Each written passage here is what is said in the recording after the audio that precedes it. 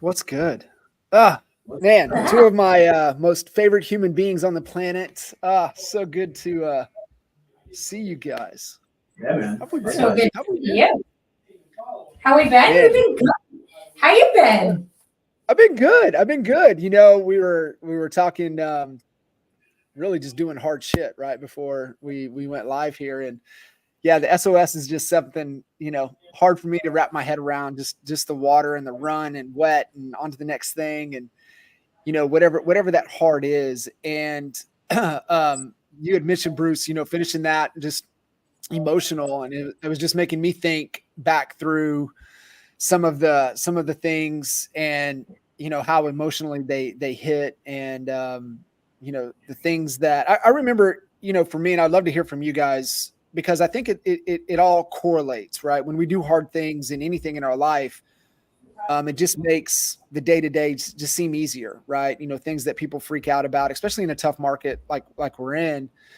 I think when you do hard things, you tend to not freak out as much going through, you know, challenging times, going through things, because we have that to pull back on. And, you know, I remember my first path down the endurance side of things. And, you know, I've never been a runner. Like, I mean, I think up until I was 40, I think the longest I had ever ran was just the, you know, the beer run fun, you know, 5Ks. That was really the only extent of it. But I remember starting out on that journey and wanting to do something, what I thought was the reason I was doing it. But you get into it and you really tap into the emotional side of it. And, you know, you find out you're doing it for a completely different reason.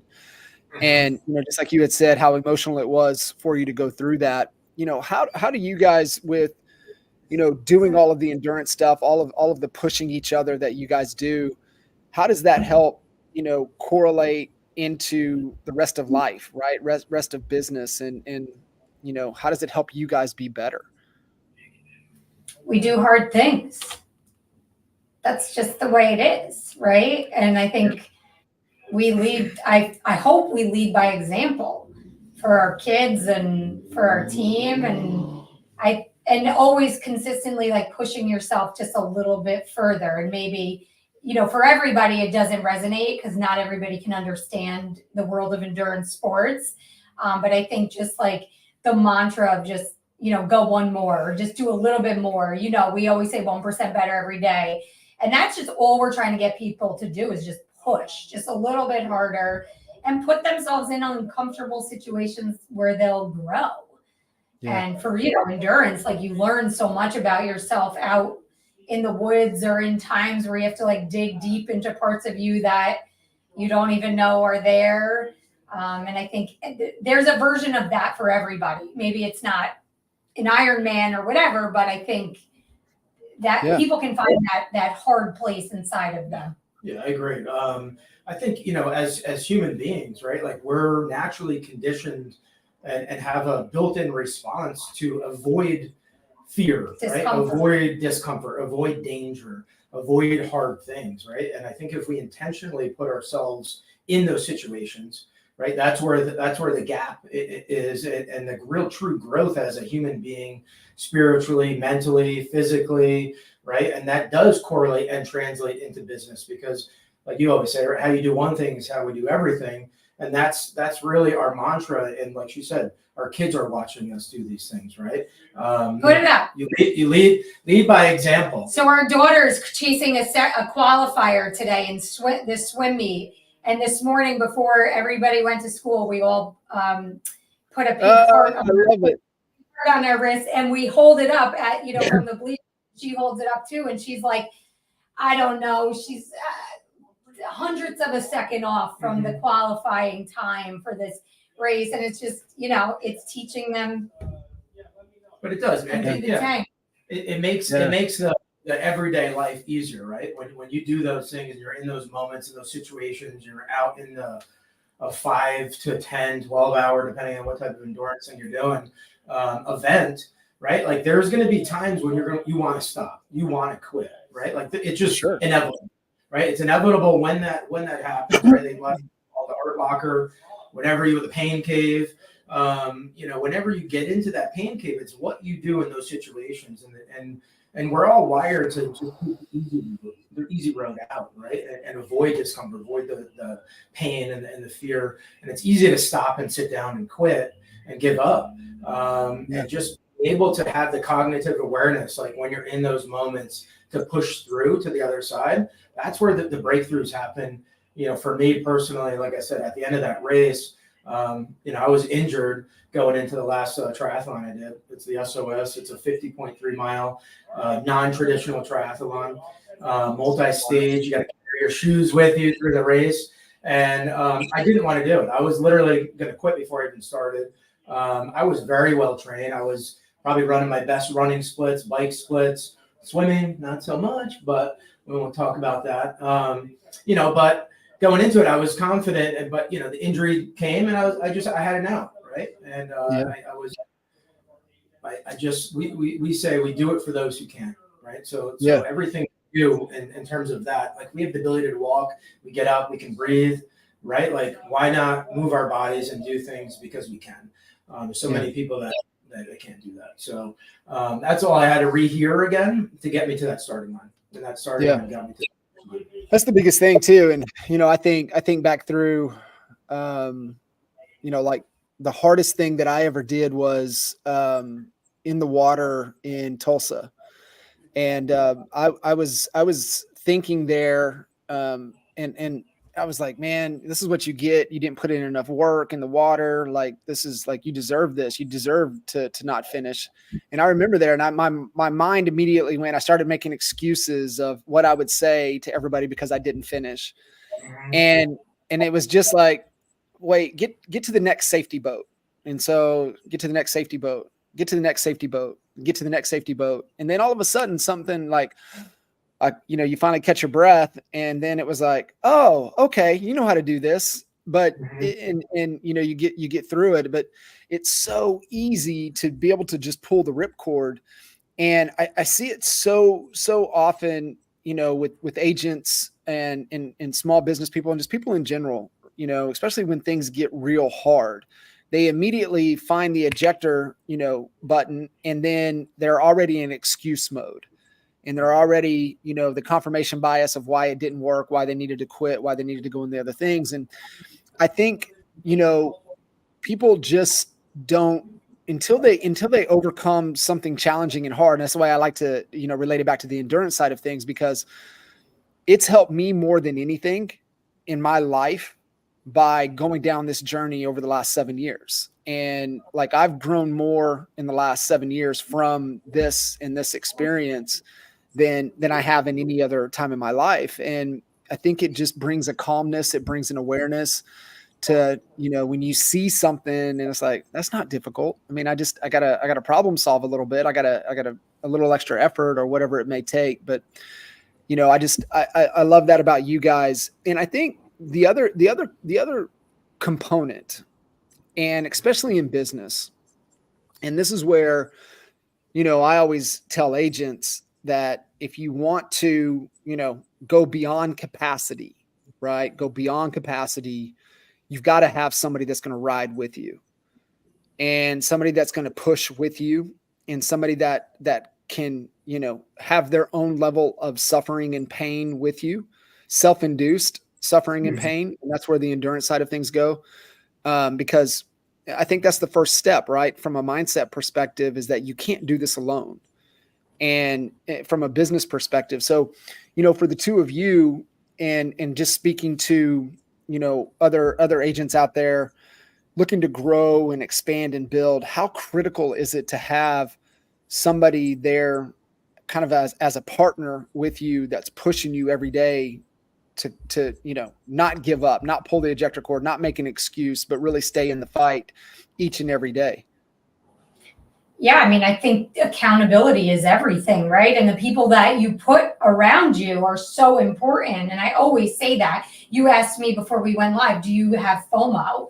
And I said, no, I typically have JOMO, like joy of missing out. I will only put myself in environments that are going to help me grow. And I only can put myself around people that want to do great things and make, I don't know, push themselves and make great things happen. It's really hard for me to put myself in situations with people like inaction and people not wanting to make differences in their lives. So I think your circle is everything. And I mean, I really do. I spoke at an event kitchens and they were talked about coaching, and Bruce and I want to start something similar to this. And I said it would only be right if you were our first guest, because I'm there. You changed us, like, for real. Every time we talk about like our growth and what got us here, and like we always go back to John Kitchens. Always, like, you got us clear on what our mission was, our core values, who were we, what was our purpose, like the VTO, all these things that like really got us clear on like what we were trying to do here. So mentorship, your circle, the things you do, the places you go, who you hang out with. I mean, it's everything. It's everything. It is everything. Have you, I don't know if you've gone through Choose Your Enemies Wisely with, Patrick Bet-David's book, and I haven't read it.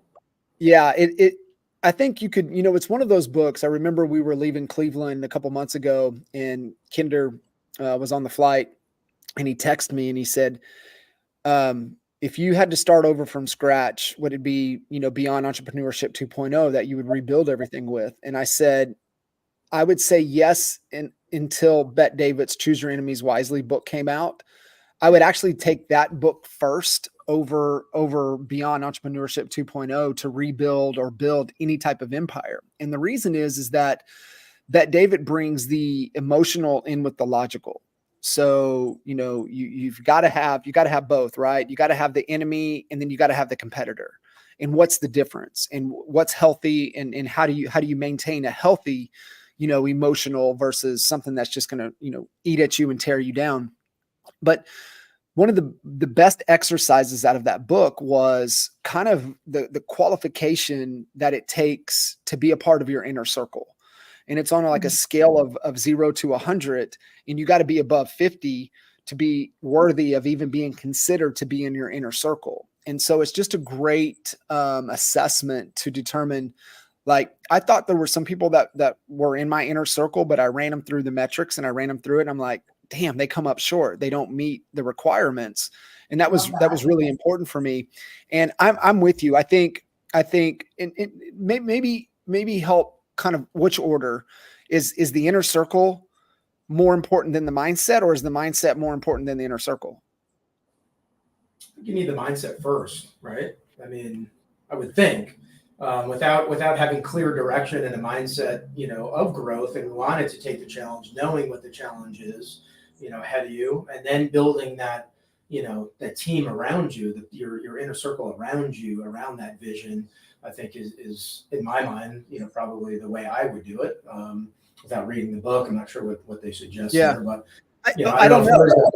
Or a wrong way, Yeah, I don't know. I think you're spot on too, Bruce, is that, I tend to lean to mindset first, but I could also see, making sure maybe having the right people in the inner circle for the time right now. If you're struggling with your mindset, if you're struggling with your clarity, if you're struggling with kind of, how you should navigate the terrain and the waters ahead. And I think that's super important for, leaders like yourselves to make sure around certain circles at certain points. I think that's why I'm like dead set on anybody brand new getting into this industry. You have to get on a team first, because they can help you. They can become that inner circle if you align to their values. If you see them, walking the talk, doing the things, pushing themselves to be the best versions of themselves every day.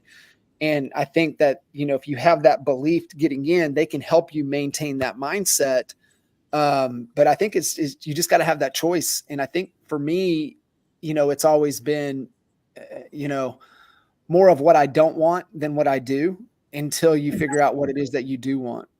Yeah. And I think it evolves, right? Like, I think as you grow, and I think you taught me, actually, you did teach me. All the quotes we say are from you, but the people that got you here aren't going to get you there. You said that to us very early on. And I think about that, like the evolution of us as a team and a business and us as people. And you should continue to evolve, right? And that's what we're supposed to do. And, sometimes people outgrow people, and that's okay too. And, I teach my team, like, everybody has an opportunity to grow with you. You cannot feel guilty about the people that make a choice to stay where they're at. Like, as much as we always try and get people to rise up, not everybody wants that. And I agree. I think all agents should join a team. And I don't say that because I lead a team. I say it because I really believe to launch your career in real estate, you need the ecosystem, the culture, the people pushing you, the accountability, and obviously the opportunities and all of the rest that comes with a team. But I think having people behind you to push you forward is, it's critical. It's having the right people. The right people. Yeah. But it's a fast track for success, right? It gives you the blueprint where you don't have to create it on your own and figure it all out and watch YouTubes and podcasts, right? And read books. It would take you forever. Like, we can all build a house from scratch, but how long would it take you to learn to do every component of building that exact home, right? And it's the same thing in business, as building a team. And I think it's crucial for new agents to find a team they gel with, that they, align core values and mission and, good culture. And, there's nothing that's going to stand in a productive agent's way, with that type of ecosystem and support behind them. 1,000%. You said there too, Linz, with the evolution, and I come back to, partnerships, and either with your, family, significant other, or whatever. I just, if you want to get to the level that you guys are at and beyond, you have to have a partner. You can't go at it alone. And the people that go at it alone, it's just too much of a burden. They try to wear too many hats, things that they're not good at. They can't really go all in on their strengths. And you gotta have that complementary piece. But, I think it's so important that no matter what is that we're evolving together. To me is the massive key, because, I've been a part of some great partnerships. I've been a part of some terrible partnerships. That's personally and business. And, usually the common factor was, one, not all on the same page, but really one of the other bigger factors was just a lack of evolution. And, the best piece of advice, and the thing that I heard that was said the best was, when you're leveling up and people, you feel like you're moving on from people. And it's, the question to ask yourself is, did you leave them, or did they choose not to come along? And that's hard. That is, I think, for me as a leader, the hardest part. It's hard. I love people. I love I love everybody. Everybody that walks in this building, I'm like, they're going to be the best thing. They are the best. And it's heart-wrenching. The reality is, though, they say good is the enemy of great, right? Yeah. So if someone wants to stay in that lane and we're trying to go the opposite way, it's time to move on and move forward, so. What are you guys as leaders navigating, the terrain and the market, and, especially a lot of agents that maybe got licensed in the last 4 or 5 years, really haven't had the opportunity to kind of experience kind of the path in the market that we're on. Maybe they got a little glimpse if they were licensed in 19, early on in 20, before it just exploded. There was, just a tremendous amount of uncertainty. So for you guys as leaders, what are you focused on, and what would you say to other team leads, people that are navigating and leading other agents and other team members? Like, what's the main thing right now? For me, personally, we try to stay ahead of the curve. There's so much going on, in the marketplace. We have an election year, we have the NAR settlement, we have competitive, like lack of inventory, we have high prices, high interest rates. The good thing that we have with our teams, we have a lot of opportunity, and we're able to coach them how to win those up, how to capitalize on those opportunities, right? How to be different from our competition, how to win our offers, over if there is a multiple offer situation. I think coaching and really just coming together as a true team and learning how to win, learning from others' failures and mistakes inside our own ecosystem is huge, right? Because then we can make that little micro switch and just keep evolving, over that. In a series of small wins, they add up over time, and our team has gained momentum, from that. So we try to communicate a lot, every week, what's going on inside the business, what are you struggling with, how can we help, and we give that to the team as a whole to learn from, right? So the newer agents can not make those mistakes right off the bat, and bring us in and bring other senior agents into a deal session, if they need mentorship or help on an offer, whatever the case might be. Having that team dynamic and really leaning on each other has been our biggest win to navigate all these things and really just staying ahead. Like, we were practicing the NAR stuff 6 months, prior to it even coming to fruition. We already had the scripts dialed in. We already had BAA forms, ready to go. And we were doing that stuff prior to them. So it was just second nature for our team when it was actually mandated by the state to do that process, right? Like, there's other agents still in our market that aren't even doing it, which is kind of crazy. Right. That's wild, isn't it? But it's wild. But you said something there too, and I don't know, because it's something I struggled with early on, and just maybe even up until recently. But it's okay to ask for help, and I think that's where a lot of people coming into organizations or even team, it's just maybe prideful. I don't know if it's an age thing, kind of growing up. It's okay to ask for help. I always like to help. Asking for help is a superpower, right? Just because I love asking for help. I mean, I just love it. I just texted Brett Sikora just now. We were trying to figure out something in a system, and I'm like, hey, what do you do? How do you do it? Like, just tell me what to do rather than me sitting here and pulling my hair out. But I think leaders and winners are very okay leaning into help and asking for it and being vulnerable. Like, I think that's just part of something we all share in common. Like, it's okay to not know. And that's something we onboard all our new agents. I don't know is a perfect response to a question. It is okay. You're not supposed to know. And that's okay. And I think, the more you can ask for help, the more you can grow. Yeah. And I think being okay with, am I going to bother them? And that's not the case, because I think winners and leaders, they, really, they like, they look, like, heck yeah, I'll help you. You're asking for help. Absolutely. And so I think it's one of those things that can really help collapse time, and frustration. I think also being resourceful in a way, but as leaders, to be able to help people to be resourceful.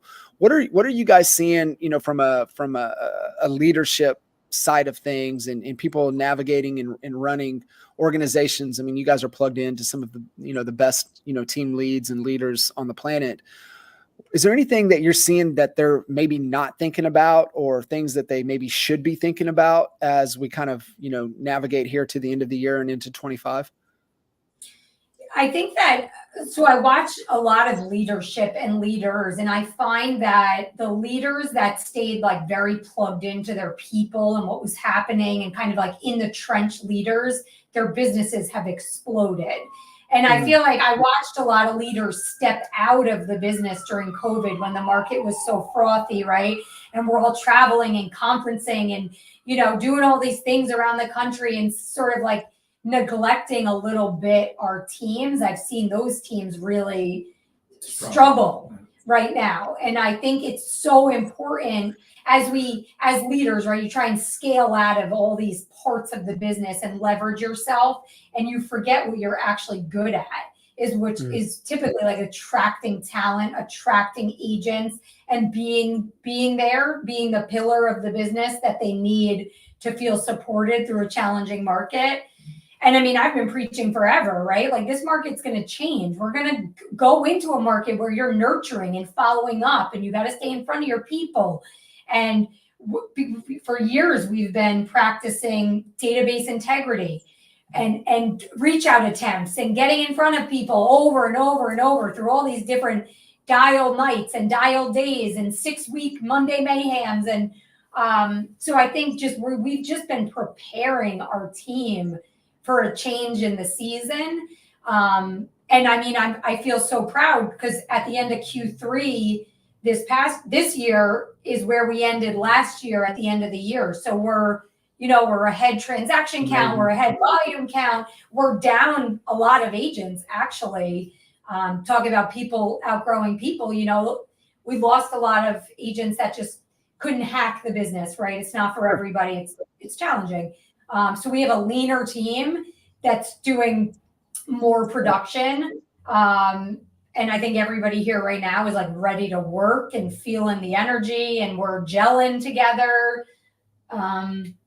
Yeah. I mean, it's just a direct correlation to you guys' leadership. And I think it's seeing the shift and it's the whole, peacetime and wartime, leadership in general's kind of concept. And, if you're a peacetime leader, a peacetime general, you're going to get squashed right now. And I think it's more of,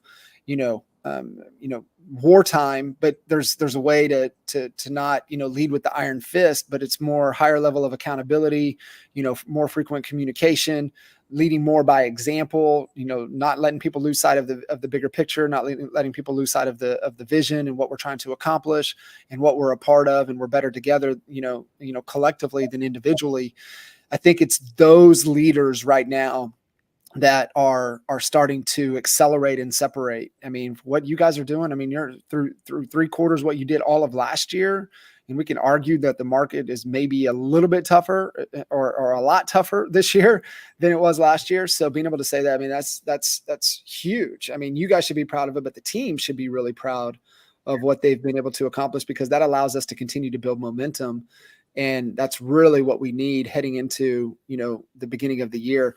I think you're spot on, Lens, when you said the, those that I think, especially within the EXP circle, that stepped into a new level of revenue that they had not been exposed to. And it allowed them to really kind of finally feel like they escaped production. And every time I hear that, I'm reminded of piece of advice Ryan Holiday was given by Robert Greene, his mentor. And, Robert Greene, 33 Strategies of War, 48 Laws of Power, his mentor, kind of told him, he said, listen, kid, you can't have it all. If anybody tells you that, having it all is possible, they're mistaken. And there's really 3 buckets. And he said, you have your craft, right? Speaking from, a writer, but, business owner, entrepreneur, whatever it is, you have your craft, you have your business, you have what the thing you do, you have your relationships, you have your relationships with yourself, you have your relationships with God, you have your relationships with your family, significant others, friends, colleagues, clients, you have your relationships. And then you have the scene, and the scene is out and about, networking at a level that's really not helping the craft or helping relationships. It's just out. It's the partying, it's the getting away, it's the traveling, it's just being a part of the scene. And he said, pick 2. You can't have all 3. And it just made me kind of, ever since I've heard that, I've been able to trace back to where things got off the tracks, and knowing where my attention was and foolishly believing that I could have all 3, and it's not possible. And every time it was the scene. It was the scene that derailed, one or the other. And we see it in real estate, right? You see they feel like they have to build their business through being out and, out late and doing things that they shouldn't be doing when they should be back at home or back in the office. And then all of a sudden, they don't let go of the scene, and then their relationships are failing. So they try to repair their relationships. Now their business is failing. And then, now I got to go save the business. And then that's failing. So, for me, I can always trace it back, and I'm like that, it was my question before we started, do you have FOMO? And I'm like, I don't, because I think it was me understanding that, that would be a little bit of the scene down there. And I've got two other things that are more important. And so I think it's just a great reminder. I agree. You better go. How? Yes. You gotta go. I have a commitment. Great seeing you. It's great seeing you, man. Thank you so much. I'm going to reach out to you. You got it. Thanks, man. So Lynn, as you guys are navigating and how are you leading and keeping the ones that stay, right? When they start seeing people fall off, it can get a little demoralizing, right? A little bit too. It's like, what's going on? Why are they leaving? Especially when they're friends, right? They develop that friendship and then they see them failing. How are you, one, obviously leading by yourself, but now how do you start leading the team at a high level right now to where, keeping them fully engaged? I mean, you've done a world-class job of it. What's working? I think, right now, we call it separation season, right? So now it's like, now is the time to truly separate yourself. And we go really deep with people. So we're identifying what are they trying to accomplish, and always attaching their business to something in their lives personally. And I stood in front of the team yesterday in our Tuesday sales meeting. I said, the one thing, because we start with wins and gratitudes, like the gratitude and the win for me was, like 5 people on our team had taken these epic trips. One of them went on a mission trip to the Dominican Republic with his church. One of them is in Italy for 2 weeks. Another is in Hawaii. One of them just bought a new car. And every one of them sent me this message like, I never dreamed that this would ever be possible for me. And, I just need to take a moment to share like how grateful I am for you. And so just always helping them understand that real estate is just a vessel to get them the things that they want in their life. That's it. But I also believe like the people we meet in this business will change our life. And to not treat people as a transaction, to treat people as a relationship, and understand everybody we meet is for a reason and all these things. But I think we're driving, everybody's feeling everybody else win. And so what happens here is people get discouraged. They're not winning fast enough.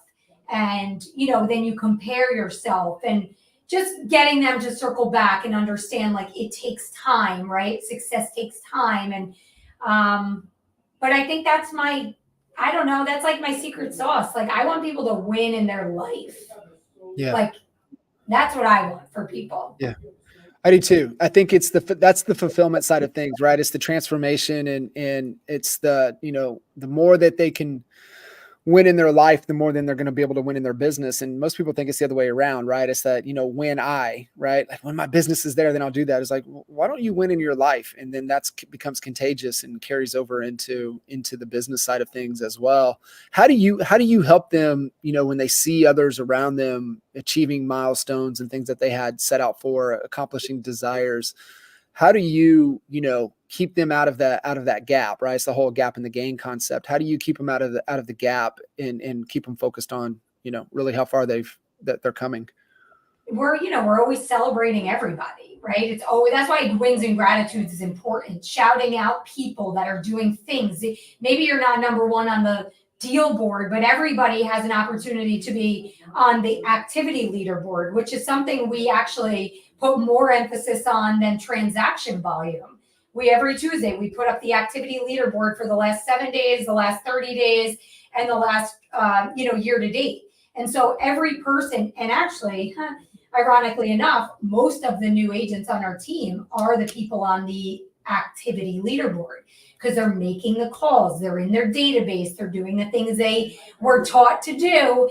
And then that converts to transactions, and just reminding them that they will see it. You just have to be patient. This is a business that requires patience. And I do think that's where we've lost some agents.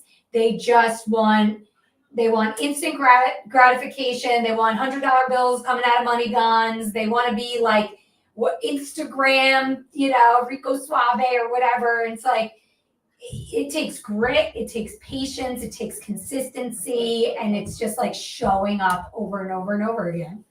How do you teach that? How do you teach patience?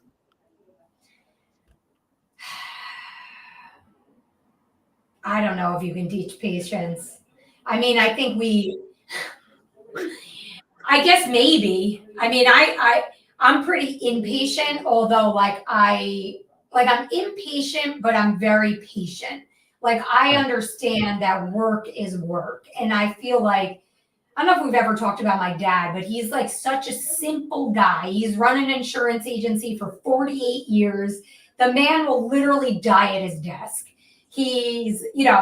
But he's a boxer still at 74 years old. He trained with Floyd Patterson, and he just taught me like real simple things about business, right? You do the right thing, you tell the truth, you show up, you work hard over and over and over and over again. So like I'm patient that way.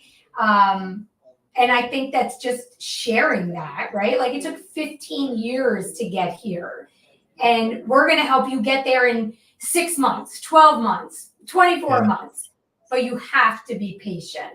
And I think to maybe go back, part of it starts in the interview process, with the agents, helping them understand what this business really looks like. This is a hard business. And now we start getting agents on the phone day 3 in onboarding. They have to make 100 dials on the 3rd day of onboarding. And that's basically to show us that they have the grit, they have what it takes, they can handle rejection, and to get agents back in the habit of doing salesperson's activities, which is talking to people. Got to have a conversation. So do you think that, the long-term play, right? The delayed gratification of, especially in this business. And I think that's where the shift is coming with agents having to ride through this shift is, the days of having a conversation. And then at the closing table, 40, 45 days later, it's, extending 3 months, 4 months, 5 months, 6 months out. Right. And understanding that, it's taking more conversations and more patience in the process. But do you think, you focusing, weekly, daily on the wins of really like what your dad's philosophy, right? I mean, obviously do the right thing, speak the truth, keep your word, but show up and do the activities. Like if you show up and do the necessary required activities in this business, which is engagement, lead engagement, conversations, setting appointments. Yeah. Nurturing. That's about it. Yeah. That's really about it. Yeah. That's really about it. Those are about the only things within your control. And that comes back to kind of the Stoic philosophy of, is this within my control? If not, then, I can't worry about it. And so do you get them really singular focused on do today with what's within your control? If you do that, then today is a win. Yes. And then tomorrow do a little bit more. And, the event I spoke at last week was about goal setting and commitments. And I said, and we talked about failing, right? And quitting. I believe the average agent is just so used to quitting and failing that it's just habitual for them. So, the majority of calendars I look at is a bunch of things that they thought they should put in their calendar that every day they're just going to not do. Prospecting block from 10 to 11. And, I'm like, scale it back. Do 10 minutes of prospecting and then get yourself in a habit of winning the prospecting block from 10 to 10:15. Then make it 10 to 10:30. Then make it 10 to 10:45 and set yourself up to win. And I've found that most agents are just okay with, I didn't do it. It's fine. I'm okay with it. It doesn't matter. It's fine. I'm like, no, it has to be so important to you that like the day is not going to end unless it's finished. It's like 75 Hard. There's that little app that you just click the buttons and the day cannot end until you drink your water and you finish your book and you do your workout. It has to be like that. I said, yesterday, I said, it should not be the leader's responsibility to remind you what's important to you. Like you need, like that has to be a fire inside you. And we can push you, but ultimately, the agents, and I think it goes back to clarity. What are you doing this for? What's the ultimate goal? What is your why? And then I think then you build from there. Do you then at that point, if that's not in them, goes back to the hiring process, right? You need to uncover that early on and not allow them into the culture, right? Because I think we all know, the culture is just a collection of our people. And if you allow people that don't have the desire, you have the people that can't win or won't win or don't win or have no desire to win, you gotta make sure that, because your job where you're at now, I mean, you're almost like gardeners, right? You have to protect your garden, and you can't allow weeds, you can't allow, snakes, you can't allow things into your garden, or it'll never prosper and continue to grow. And, is that what you're looking for? You're looking for, I'll give you the opportunity, I'll give you the guidance, I'll give you the leadership. If you show core value fit, certain capabilities, certain qualities, but like, if you can't do it, then you've got to go. Yeah. We say, we're going to free your future. We're going to free up your future.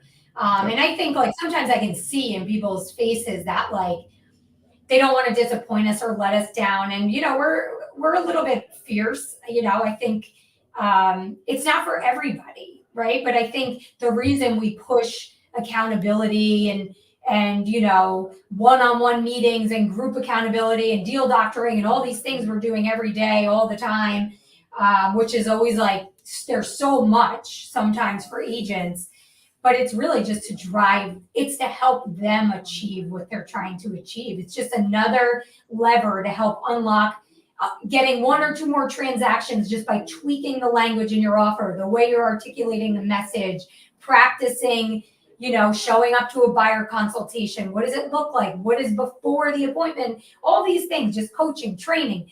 And, we're athletes. So I'm like, it's everything. The coaching, the training is everything for game day. And so everything I say and do is like related to sports. It's like, if your team shows up on the field on game day and only 3 of you are there, how are you going to win? You're never going to win. And so my struggle as a leader, there's been a lot of them, right? And we've had the snakes in the garden, and you understand these things by failing and making mistakes. And my fault is that I love everybody and I want everybody to succeed. And I really just do. So I'm a little bit of a pushover in that way.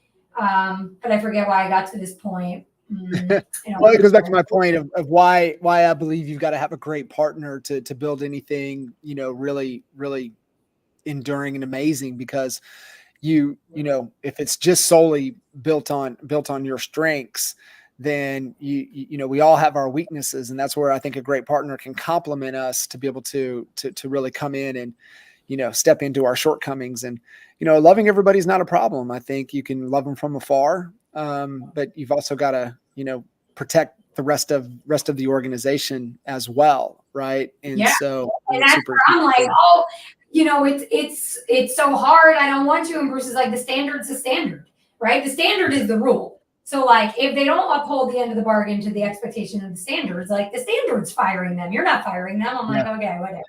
Yeah. It's so good.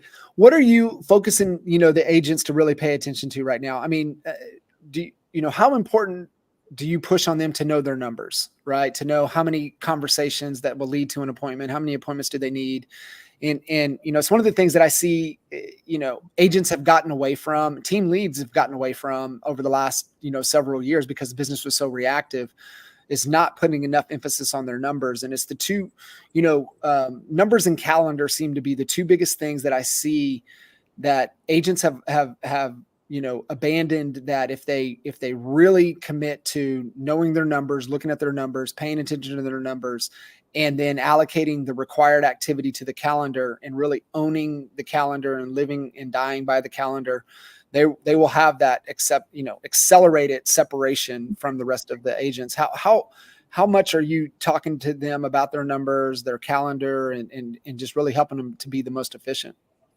Yeah. So every Tuesday we put up on the board basically everybody's numbers for everybody to see, right? There's transparency and vulnerability there. And, some people feel like it's a call out, but it's not. It's just to show you where you're at, where you could be. And then every week, we call it our lead team meetings. We get together, we break out in groups every Tuesday at 11 o'clock, and we talk about the activity over the last 7 days. How many opportunities did you take? How many appointments did you go on? Of those appointments, how many offers did you write? How many were accepted? What got in the way? What could we do differently? And so just like really ingraining in them. Agents hate KPIs. And I can sort of get it because I'm an agent. I was doing 100 deals a year with no system, no process, I was just working my face off.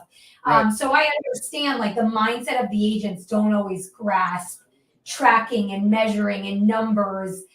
So we've sort of taken that on. We have a sales manager that dives into the metrics with them. But at the very least right now, we're getting them to identify appointments that they're going on, offers written, offers accepted, like just that. So if it took 10 appointments to write an offer to get one accepted, like this, so now you understand how many appointments you have to go on to then get 2 accepted, 3 accepted, and moving them through the pipeline. And when they can understand their business, we say, right, it's predictable income then. They can set themselves up for predictable income and then understanding the activity they need to focus on. I love it. It is so good, and there's so many numbers to pay attention to, and it can really become overwhelming. And there's only just a couple at the given time of where they're at and what's, the space and time of their business that they really just need to pay attention to. And I think, just understanding, what do I need to do that leads to that and put it on them, but we're going to really pay attention to this metric and really form an accountability around that, I think is key. And then secondly, just correlating enough of the time in the calendar to meet the activities for all of that to be true, I think is really, really important.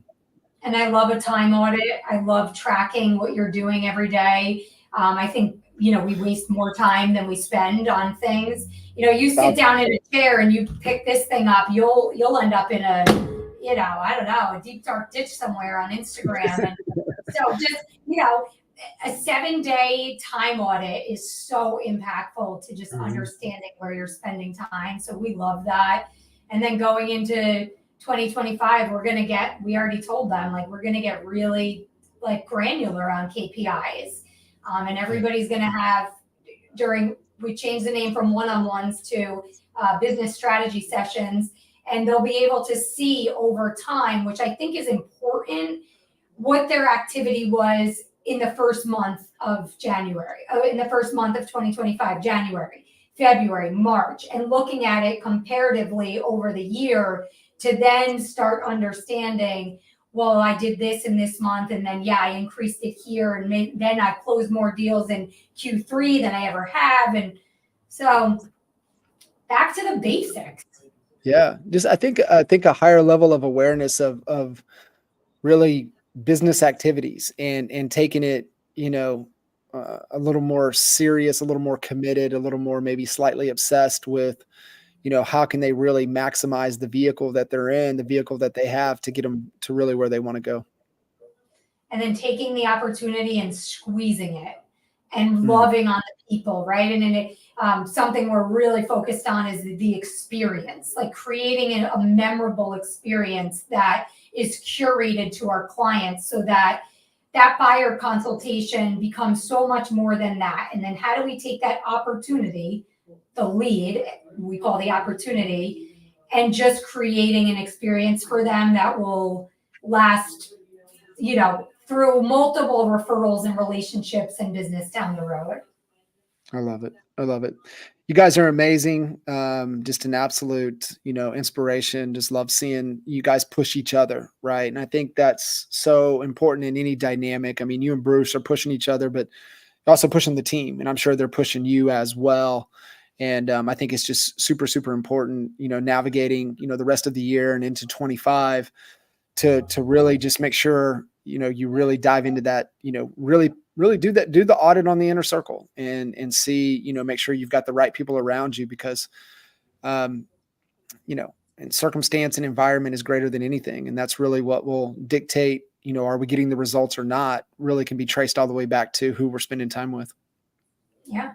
And just getting through trauma, whatever it is that's holding us back, just pushing through it. And I don't know if anybody needs to know, like, you can do it. We can all do it, right? We have all the tools and resources to do it. We just have to be willing to be kicked in the teeth and go through hard times and feel pain and fail and get laughed at and all the things. But it will get you to where you want to go. You know, you just have to be willing to pull your bootstraps up and get there. Get there. That's it. Lindsay, I appreciate you. Thank you for having Bruce in. Always great seeing you guys, connecting with you. And I can't wait. Let me know when we're jumping on with you. Yes. Kitchens, you're the best. Awesome. Thank you. We'll see you guys. Bye. See ya.